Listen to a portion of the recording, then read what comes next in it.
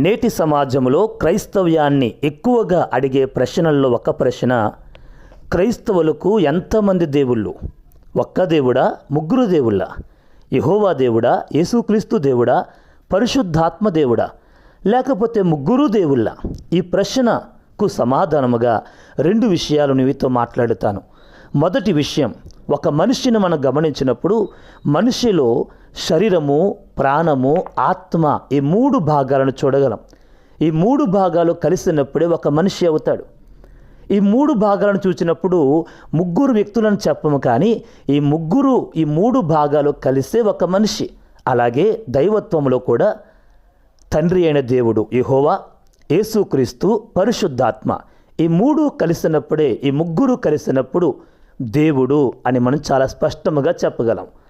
రెండవదిగా, నేను ఒక ఫోటో స్టూడియోకి వెళ్ళి నా ఫోటో తీయించుకున్నప్పుడు కనిపించే నేనెవరని అని అడిగితే నా పేరు ప్రదీప్ అని చెబుతారు.